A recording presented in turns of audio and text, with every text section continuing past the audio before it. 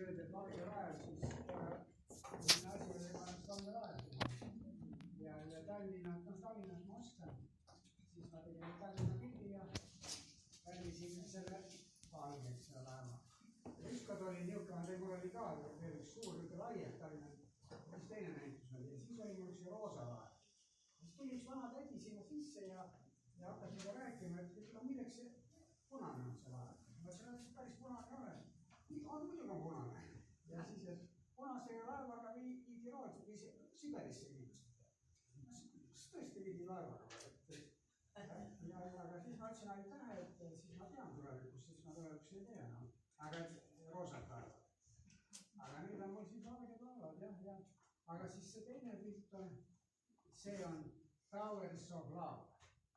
Et ühe sõnaga Tallinna torniga inimesed, neid näevad nad kohe muutuvad niisugusesse kõrgendatud seisundisse, nad armuvad ära kas tormidesse või mingitesse seal nendesse lindudesse või mingitesse inimestesse. Ma nagu usun sellesse. Millised linnud? No minu linnud.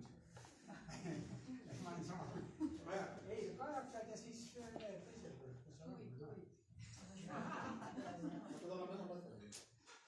Aga ma usun sellesse, et need tornides on mingisugune vägi. Et need tornid nad panevad liikuma mingid energiat. Kes seal alalinna, mina juba, kui ma olin õppisin, eks ole, Erkis tol ajal, mis me joonistasime neid ja ma kohe tundsin, kuidas see kõik hakkab liikuma ja tervis hakkab tulema.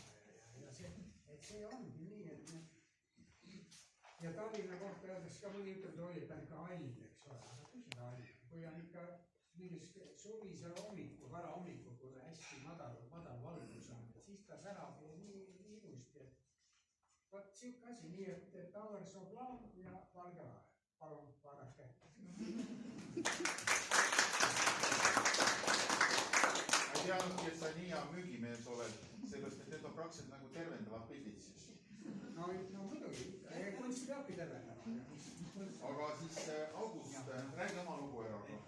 Kui mulle kuulsin sellest näitusest, et siuke teema Valge laev, siis mulle esimesena kangastus silme ette üks Lembit Sarapuu 2008. aasta töö Lahkumise hüvastijätt. Ja ma võtsin selle töö aluseks, interpreteerisin seda maali vabalt ja Sarapuul oli, kui ma õieti mäletan, kas see oli mingi tema isa ja ema lugu või?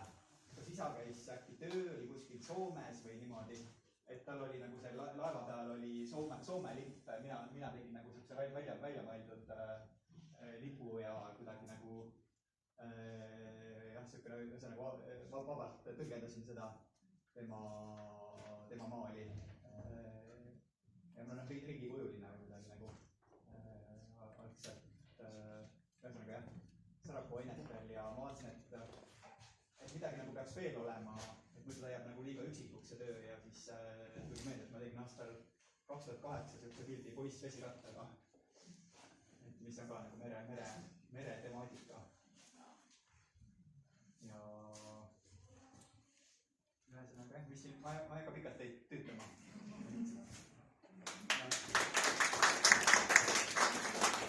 Ma ei tea, et siin öeldi, üks on kaks varianti, kas teha praegu väike paus või pärast või tegelikult, kuna te niikuinii, kui te lähete snäkke võtma, te niikuinii tõusete, et käiks sealt toast läbi, et meil on nagu 3-4 autorit, mitte üle 7 minuti ei lähe ja peale seda on vaba aeg. Ja me võime teha niimoodi, et kui